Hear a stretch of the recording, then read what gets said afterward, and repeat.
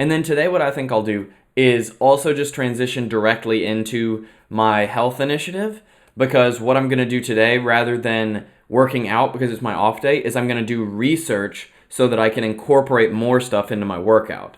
And so I thought that we would just go straight into that, as opposed to, me taking a break and changing in my workout clothes and then doing my workout for you guys. So there's no actual workout today. I'm so tired. Like, this is the thing, is like, when you push your body, you're going to be tired, but at the same time, I really feel great. I feel like my arms are getting big and my body's feeling really healthy. That's all really great. But today, I'm just going to talk about something that's so simple, but people have trouble holding on to this, which is the idea that people don't get enough mental stimulation. And the way I like to talk about this is with gardening, right? Imagine that you are living regular everyday life, and it's really challenging and it's really frustrating, right? And maybe you have a job you don't like. Maybe you have other stuff you don't like. You're not that happy, whatever. And you're like, I just want to do something that makes me happy, all right? And whether like that's a side job or whatever, you're just thinking about this, right? And so the metaphor we'll use is, let's say you pick gardening, all right? Let's say you have a day job that you don't like and you're working really hard and to get by, and you have struggles in your life, whatever, just everyday life stuff. And you're like, well, I'm going to take up gardening, because if I take up gardening, then I can have something that makes me happy and I can watch it grow, right? Because I want to experience growth. It's a very basic human thing, all right? Move my camera down just a smidge. Okay, so you want to do this basic human growth thing, which is gardening. So what do? Well, if you're like my wife Preetha, a year or two ago, she was at the store and she just saw these little succulent plants. And so she got little succulent plants, right? Which are these little baby cacti that are very popular now. So she goes and buys them, and then she puts them in, and then she's really excited. And so what does she do? She starts watching YouTube videos of people growing these succulent plants. I almost should have brought one down. And so she's all excited, she's having fun, she's watching it. And so she spends like 3 hours watching YouTube videos about how to grow these succulents, okay? And then the next day, she buys a couple more succulents and puts them in her little room. And then she is watching more videos. Let's say this was the weekend, right? Then on Sunday, she watches 5 hours of YouTube videos on succulents. And she's watched 8 hours of videos on how to grow these plants and whatever. And she's so excited about the growth because, she works hard at her day job as an attorney every day and whatever. And there's only one problem here, which is that then she goes to actually play with her succulents. And what's she going to do, right? She's not supposed to water them that much. They're just little babies, and they're going to take weeks to grow. And so when she starts, she's thinking, she's so excited. And remember, on YouTube, right, she can watch it at increased speed. And these people have these big, plant areas where they do all this stuff. And they have, big gardens. And they're doing all this. But then she comes back to her little plants. And she's like, this is a real story. She looked at me, she was like, I think they're taking a long time to grow, babe. I think it's going to take them weeks to even grow a little bit. And so when she started her hobby, right, this growth thing, it's such a long wait to watch it grow. And so one thing that I just think gardening is the best metaphor for is this gestation time in creative endeavors, which is particularly hard at the beginning, right? At the beginning of gestation. And this is something I struggle with all the time, and it's going to go directly into my self-therapy that I'm about to do on myself, which is why I thought this was a good metaphor for today. But think about that, right? You need growth in your life, okay? And chances are, if you're here, you probably are getting introduced to growth or personal development, and you might be struggling a little bit because you might say, hey, I want to be happier. I want something that really enriches me, and I know that just getting by isn't doing that.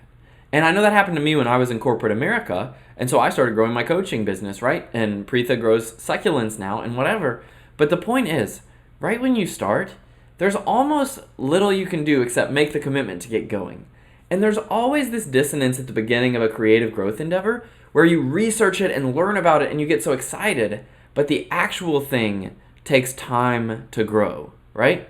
And so plants are the best example because you can't rush plants, right? She can buy more, and now she has a bunch of plants. And so now, because she has about 50 different succulents or 100 or whatever in her little room, and lots of them are little babies, she can watch them each day and see one little seedling grow and one little this and water these. But when you're just starting, it takes weeks just to see anything. And so the thing that short circuits everybody is that as you're going through this creative stuff, as things are gestating, as you're doing creative stuff, it's very tempting to give up because the beginning takes so long. Okay? Does that make sense? Just like a plant, right? If you wanted to be a master gardener, then there's no way, like everyone has to start with a single plant. But if you buy one plant and just sit there and watch it, you're going to freak out and you're going to be like, is it growing? Is it working? Right? Like, is it happening right? Is this all happening? What if I can't do anything? That's the other thing that's stressful, is that when you're growing a plant, it's not guaranteed it's going to live, right? When Preetha started her succulents, she had a lot of plants that didn't survive at first. And so you're not guaranteed that you're doing it right. And so it's kind of this double whammy, right, that this plants can show us about life, which is, number one, it takes a long time. And number two, there's no guarantee that it's going to work out, okay? There's no guarantee that that one plant is going to work out, right? And so if you're a gardener, how do you deal with this? Well, first of all, you have to kind of take care of yourself and do something that just naturally enriches yourself while you wait for the productive thing to grow. So now, you may be gardening and you may have your plants. Well, you probably need to find a few good books to read, and not gardening magazines. You can read some of those, but you probably need just a good, relaxing book to read so that as you sit there and your plant is growing, you're just reading and enjoying yourself. So you're getting that relaxation, right? Building that in. And you need to, of course, be sure you're doing the right things, but that takes time. And then the second thing you need to do is you need to be putting a lot of stuff out into the world, right? One plant is not good enough. It's never guaranteed. And so what you need to be doing is constantly getting these different plants and trying different things. And so rather than worrying about any one plant, if you have 100 plants, then that way you can kind of cultivate them all and experiment and see what happens, okay? And you can't worry about if some don't work out or if some are tough, because that's the way life works and that's what happens, all right? And so I just wanted to bring that up with the plant, is that it takes time. And specifically, not just that it takes time, and not just that it's not guaranteed, but that you are craving this mental stimulation, right? You're craving the stimulation, right? Why do you want those plants? It's because you want to see them all grow. You want to see your garden grow up, and you want to see it happen. You're craving it. You may be, I'm recording this in the COVID time where some people are still in quarantine. I know I spend all my time at home still. And you may just be actually physically gardening right now or physically growing plants in your house because you just need something to do. And you're just craving, give my mind something to work with, all right? And so you're getting at something really deep here, which is that we all have this massive mental and emotional and physical energy. And oftentimes when we have anxiety or get frustrated, it's actually our body, mind, and emotions screaming at us, you need more stimulation. And so it's not actually that you're overwhelmed. It's that you're doing too many menial tasks that aren't meaningful for you, and you're doing too few things that are growth-oriented. But at the beginning there, it's so hard, and you just got to stick with it. And so now, with that metaphor in mind, I hope that just gives you a little bit of understanding that life can take time. Life can require that, but you will have the beautiful garden if you stick with it, all right? And that you do need to kind of relax and enjoy the ride, okay? There's something beautiful about being a beginner and finding significance in that and being this explorer and adventurer who's still waiting for things to happen, right? And so the reason I tell you all that is because I'm going to transition now into my own self-therapy where I work on myself live on camera, and then we'll go straight from that into the workout for the day, which is actually not working out. It's actually not even stretching. It's research on stretching. So get pumped for that. I have my Four Sigmatic mushroom coffee. It's so good. Okay, so where I left off on June 9th, right, we had this. So we talked a little bit about how I was worried that people weren't going to come to my mental health trainings, right? What if nobody ever signs up, etc. Then I did some cognitive behavioral therapy and did a positive reframe. But I realized that in terms of my consciousness, it's not productive for me to focus on the negative and then try and address it. It's more productive for me to create a realistic frame of reference, right? A real frame of reference that gives me encouragement. Not a fake positivity, but a real one. And so I created this frame of reference. Like, if I wanted to get a law degree, or medical degree, I'd spend $100,000 over 3 or 4 years getting that degree, and then I'd have kind of a clerkship or internship type phase for a couple years, or fellowship, where I'd spend another couple years, maybe earning $40,000, $50,000 a year, which wouldn't even cover my debt, and I'd still be in debt after 5 years, okay? And the reason that was so useful is because as I'm designing my own coaching services, as I'm developing this stream for you guys, as I'm doing all of this, right? I've been doing this for about 9 months now, and I'd only be in my first year of graduate school if I were doing this as a graduate student. And yet I'm actually earning money, right? I'm seeing an impact, right? Our art business is really growing. The coaching business, I mean, I have wonderful stuff out here. It just takes time for people to catch on, right? But I'm not worried about it. And so that created such a positive frame of reference for me financially. And I said, I felt this pressure in my head that financially I felt pressure. And now I've addressed that because frankly, I don't feel it. And I think it's astonishingly important to realize that unless you're literally starving, right, your financial situation is a really good one. That for the vast majority of human history, people were literally starving and they could barely eat. And so if you're someone who can watch a live stream of me talking and you can eat, even if you're in debt, let's just reframe this for a second, because this is not something that is true for me, but I think it could be true for you, and this is a great parallel for the way you would do this, right? Is let's say you're in $50,000 of debt because of student loans. Let's say right now your net worth is negative $50,000. You might constantly feel this financial pressure, right? This beating yourself up on that, right? Like this frustration. And you might just constantly feel that. And so maybe in your therapy, you're trying to stop that pressure from being in debt. And so the way I would reframe that if I were you, and the way I'd do it if it were me basically, is just like how I did this with the law degree, right? I'd be thinking, realistically, when in human history have we ever been able to go into debt and still be healthy and happy and whole? Chances are, even if you have tons of student debt, right, you're living in a place that's secure, right? You have some kind of digital device to listen to this, and you have plenty of opportunities to go earn money. And over time, it may take you 5 or 10 years. I mean, you never know. But over time, you could earn your way out of that debt and be totally fine, right? Those options are all there. And in fact, many people who are very successful have been in debt in the first place.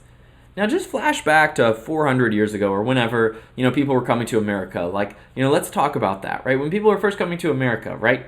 If they were in debt, if they were indentured servants, chances are they never got out of their debt, right? The average indentured servant coming to America, from Europe, probably had a life expectancy of 2 or 3 years because they'd be doing all these dangerous things out in the forest of America, like uncivilized America, and they would literally die of diseases or something, right? Or if you were back in Europe, back in the day, you just get thrown into a debtor's prison. And if you were in debt, even probably a lot less than people can have student debt now, you'd just literally get thrown into prison and be punished for being in debt, and you could never get out, and you just be imprisoned for your whole life, right? And so the thing I'm trying to frame for you is that this debt thing, right, while it may be real on a credit card and it may be real, the consequences of your debt in 2020, even as big of crisis we have with student loans, I get that it's a crisis, right? It's kind of unfair, right? I get, right, that social equity is not even and that I'm a white guy who had parents to help pay for his college and his car and I don't have as much debt as other people do. I get all that. And still, if this debt weren't in your head, how would it really be affecting your life, right? You might not be able to buy a flashy car. You might not be able to buy a new iPad or something, but chances are you can still eat, you can still live, right? And it's still a beautiful thing. And so in terms of financial pressure, something I always work on, and this is just a mental principle, right? We're getting a little abstract here, but something I'm always working on in terms of finances is the idea that what is the real life physical consequence to my survival of whatever finances I'm worrying about. And chances are, if you live in the modern world and you have any kind of stable lifestyle, which not everybody has, but you might, then the consequences of worrying about your finances are literally zero, right? Whatever happens with your finances is going to be okay. And so now I want to move on, and I'm going to move on to the second thing that I really noticed pressure on when I was working on my mindset. And specifically, again, this is around my own mental health program and kind of working on that. And I might just talk it through with myself because I seem to have lost... Nope, here's my pen. Okay, maybe I can write it down. All right, so I'm going to write down self-therapy, June 10.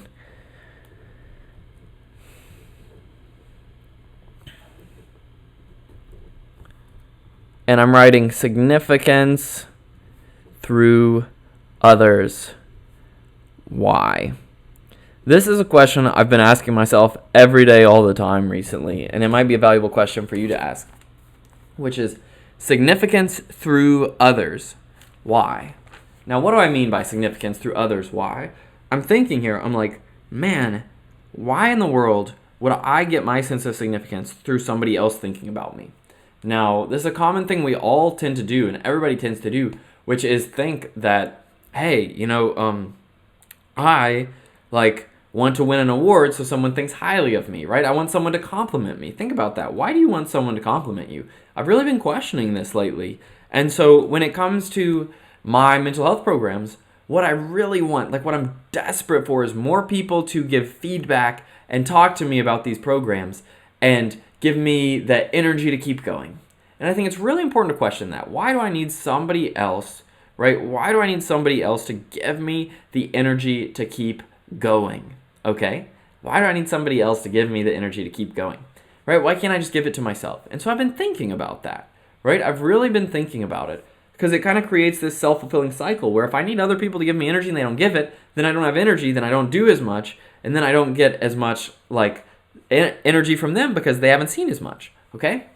And so I'm just here kind of like thinking about this, kind of like thinking, just trying to figure it out. Oh, and I just noticed something with my live stream that I'm going to fix right now. I'm going to come over here. I'm going to delete this schedule image and add the new schedule image.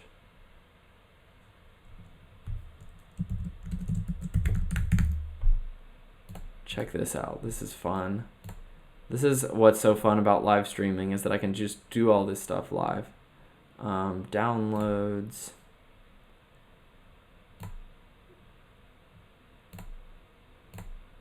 Let's see if this is the one. Yeah. Okay. So get this over here. Maybe make it a smidge smaller.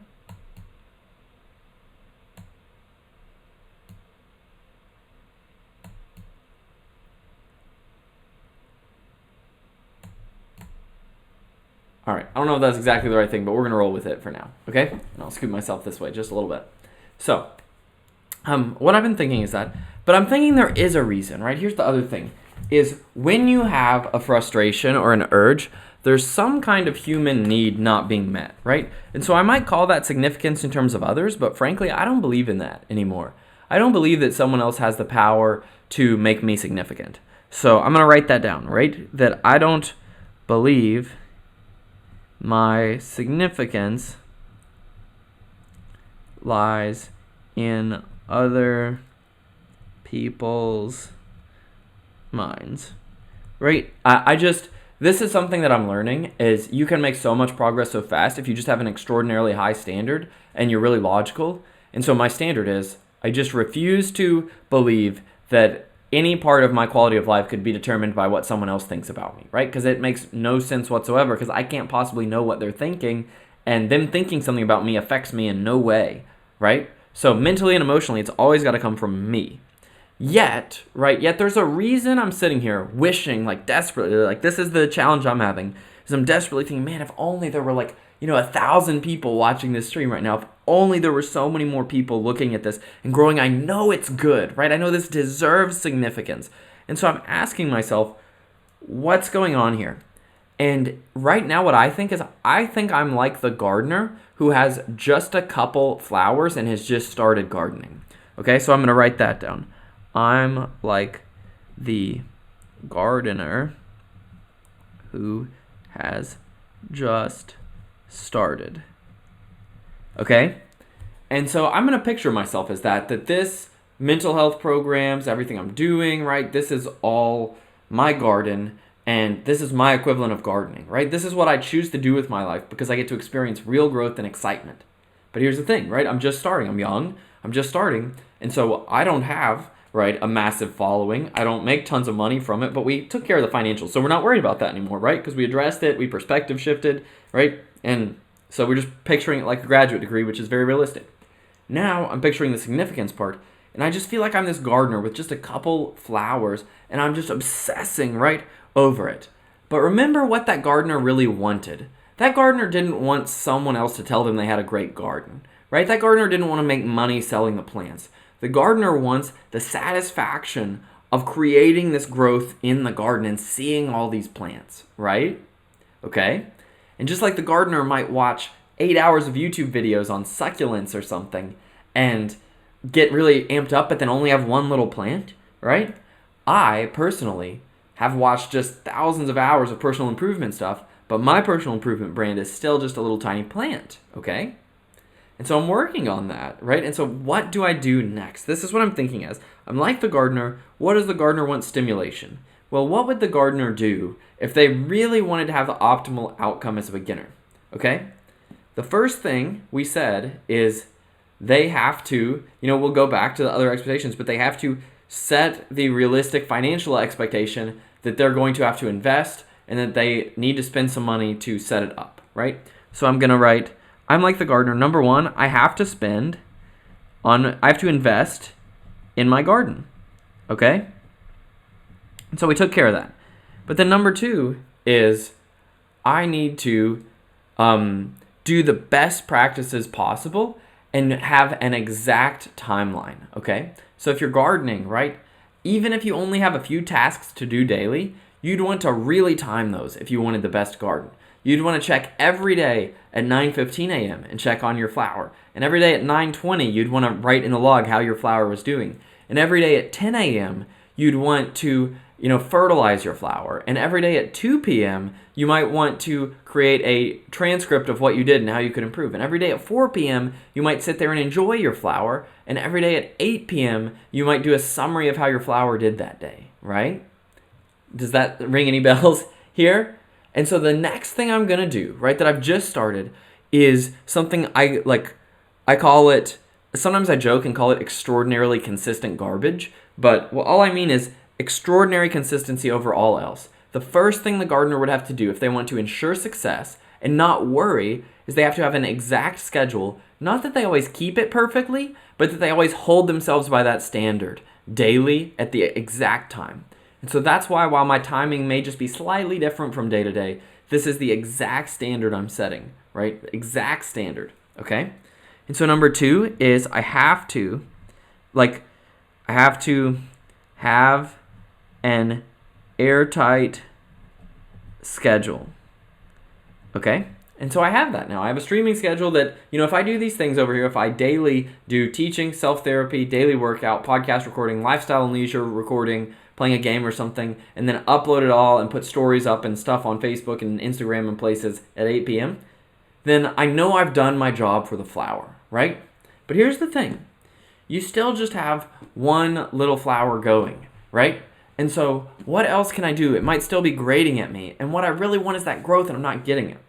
So the first thing I'll do is, honestly, I'll set myself up a life that I really enjoy and hobbies and interests that I really enjoy so that I can wait for my flowers to grow and enjoy it, okay? So number three, what I need to do is completely give up on the idea of putting myself on hold.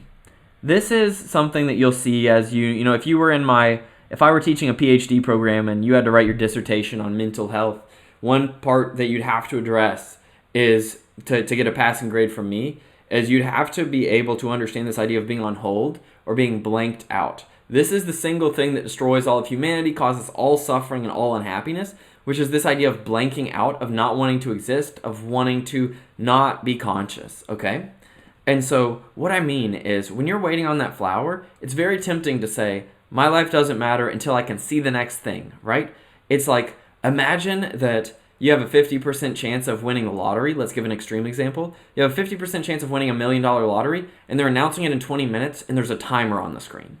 What are the odds that you're going to do anything reasonable with your life in those 20 minutes? Or what are the odds you're just going to sit there and numb yourself out and just wait and be like, am I going to win $1 million? Am I going to win $1 million, right? If you have a real chance at that, chances are you're going to blank yourself out and put yourself on hold because you think that result is what matters. But that's not true.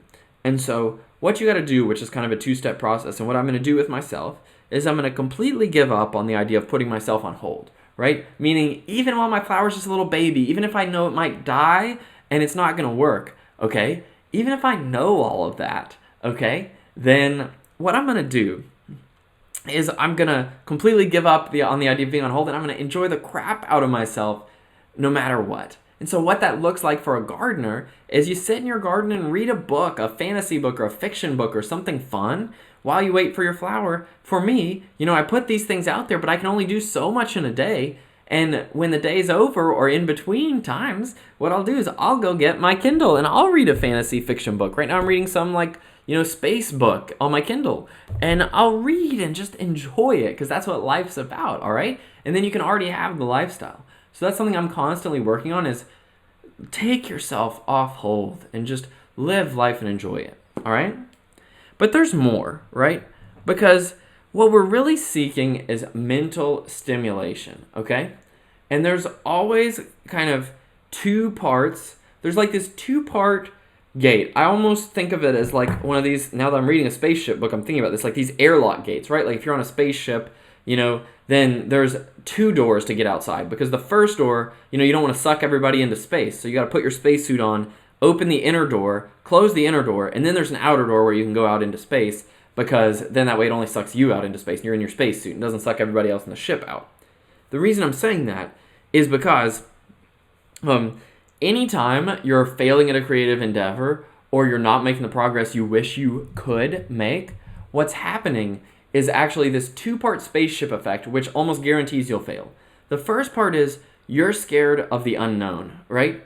You're scared of investing your money. If it's a garden, I'm scared of investing my money in the flowers. I'm scared of putting a lot out there. I'm scared of failure. I'm scared of the unknown. But then here's what happens is not only are you scared, but you might just be like, oh, I think I should do it anyway. But then the second you start to put yourself out there, right? It's like you've opened the door and you're in there, but now you just got to open one more door to get outside and really be free. But then suddenly over the intercom, everybody else in your life starts screaming at you, don't do this, you're wasting money, you're spending your money, right? You're overdoing it, like don't do that, like what if something goes wrong?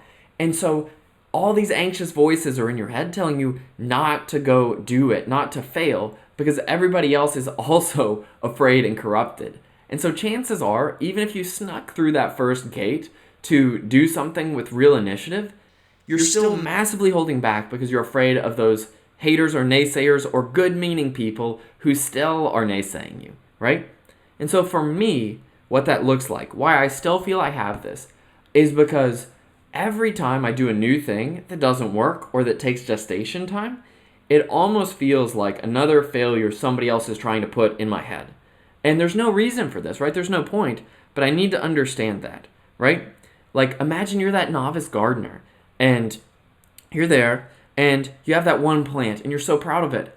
But then every day people are saying, how's your plant doing? How's your plant doing? How's your plant doing? How's your plant doing? And you're like, it's just a little bud, right? And then, you're like gardening a little more and the plant dies or something, right? Or the plant doesn't work out. Do you know how many program launches I've done that have garnered almost no attention so far? And I just keep going anyway and every single one gets better, right? But I do that. And then when it doesn't work out, everyone goes, I told you so. I told you so. I told you so. I told you so. I don't understand what you're doing. Why are you doing that? Why are you gardening? Shouldn't you go back to being sad? And so that's the way people tend to be in life, and it tends to shut you down. So if we're going to overcome that now that we understand it, what would I do as a gardener and what would I do in my real life with my Mental Health 101 program to make sure that it's as successful as possible, right? Well, if I were the gardener, I wouldn't wait for one flower, right? I would say, listen, this is the thing that makes me happy. This is my life. Like I know, right? Go back to the analogy we did yesterday with our Monstars and our basketball. Go back and watch that yesterday if you haven't yet, either on Facebook or it'll be up on YouTube tonight. But what you want to know is, you're certain to be unhappy and sad if you don't take action to do this growth. So this gardening is not an option. It is a necessity for human life that's going to lift you up. So then what you do is instead of buying one plant, guys, go buy 100 plants all at once and do all of them on that airtight schedule, and you'll still have plenty of time to rest, right? Just batch it up. And so be doing massive prolific work with your plants, having fun. And there's this thing, right? Where if you work on one plant, you're going to spend about 1 minute doing the gardening and 23 hours and 59 minutes a day worrying about that plant. But if you got 100 plants, you'd have to spend 100 minutes gardening, and that's only a couple hours. And then after those couple of hours, You're going to be so tired and satisfied from gardening. Number one, you're going to have learned a lot. Number two, you're going to be fatigued. And so then you're going to be relaxed and you're going to feel good sitting and reading your little book because, hey, it's fun, it's relaxing, it's nice. All right? And so I want you to know that, right? And so that's a mistake we're all making. In fact, that's a mistake I'm still making, right? Is that we are all taught not to be prolific, and it's the dumbest thing that like it holds everyone back, right? In school, you're not taught to be as prolific as possible and do as many math problems as possible. You're taught to do the minimum number of math problems to complete your homework, and you're taught to get it right on the test, and the test is what matters. Well, guess what? In real life, in real creative endeavors, that's not true at all. You know, if you're a real gardener, you get as many plants as you can buy. You could go into debt buying plants, and that'd be totally fine. And once you become a master gardener, right, then it's all gravy and you've got all this amazing abundance, okay? Same thing for me with my program. And so what it looks like for me, what I think I'm going to take away from today's self-therapy session with you guys is I'm going to be massively more prolific. And what you can do is you can just find little spot checks everywhere that show you you're not adhering to this. So I want to show you, what I would look at if I were saying, I'm not up to this standard. First thing I think of is Instagram stories, right? That's such a fun place to tell stories. I have Instagram listed over here. I have a small following right now. I don't have a ton. I'm just working on it. Same with my YouTube. I think it has like 2 followers at the time of making this video because I literally just made it and I didn't advertise it, right? But now I am. So go get Living Life with Woody Rini. Go join it because it's awesome, right? I love trying to point at these things on my screen. But anyway, so for example, what you need to do is you need to constantly just observe. You don't need to force yourself. Just constantly observe that you're not being prolific and then realize there's no reason not to be. So what I'm thinking is I'm going to come up with some examples of what I'm not doing right now, like Instagram stories. Instagram highlights specifically is what I mean. There is no reason for me as a gardener of human potential to not have over 1,000 stories in my Instagram highlights, right? However many they'll let me have, I should have that because it's easy, it's fun. I could make 1 million highlights, put different text, inspire people. And if I weren't worried about the significance or the money or having someone else see it, if I were just gardening for the sake of gardening, knowing it would work out, I would do that. Right now my Instagram has like 1 highlight, right? Which is unacceptable. And so that'd just be like having 1 flower and worrying about it. Why not have a bajillion flowers and have them all be beautiful, right? So the first thing I'd do is I'd do that. And then second, right, for my business, I'd be publishing on every channel. And again, it's not that I'm going to worry about it. It's not that I'm going to go read every channel, but I'm going to publish on Twitter, on YouTube, on Instagram, on Facebook, on Twitch. If I play video games, I'm going to stream them, right? Publishing on every channel. And the reason that's so important is because it's just like gardening in different soils, It's not that you need to be the best at every type of gardening, but if you're a beginner, go out there and explore and do it all, right? You need to be okay with being a beginner. And so I'm going to do that. And then third, what I'm going to do is just have an avalanche of content to where the way is you're so tired, you don't have the energy to worry. Avalanche of content, like it works with physical exercise too. The reason I'm getting in such good physical shape and working out so well is because I literally work myself out so hard that I don't have the energy to worry about my body anymore. And so that's pretty cool. And so I think that's the thing I'm going to do, right? Is first, it's like the financial and the significance is generally what traps people up in their creative endeavors, okay? Because first of all, they're scared to spend money. Listen, if you want to be a gardener, you're going to have to spend some money, right? You're going to need to spend real money, okay? And again, we have this warped mindset as adults where as children, we're allowed to go to school for 12 years and never earn and never make anything productive, and just go through high school just like learning, taking tests and stuff that don't really matter. And then in college, right? So many of us have gone to colleges that were priced at, $20,000, $30,000, $40,000, $50,000 a year. And that's somehow okay, right? I know that the sticker price of my college education was probably around $175,000.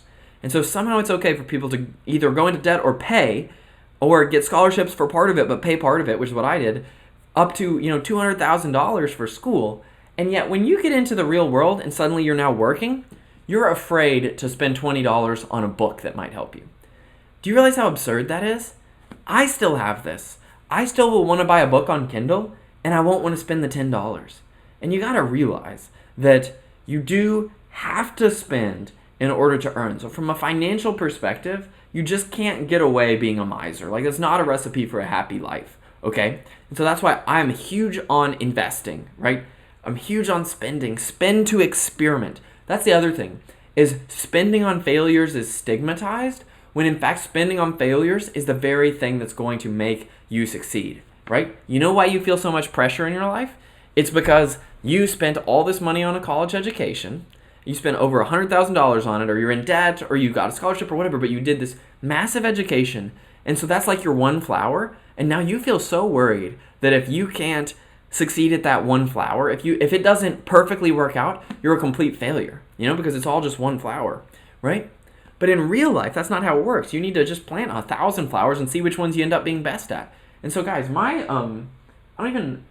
degree, my diploma, summa cum laude from Center College, where I was one of the best students in my class, of a really high intelligence, talented class, where I outperformed people who were on fellowships, all over the country doing amazing things. And that diploma doesn't mean anything for this coaching job, and it's sitting in my closet somewhere, and I don't put it in my background because nobody wants to see a college diploma from a life coach. They want to see interesting stuff, right? So as I work on my background, it's going to be more interesting stuff.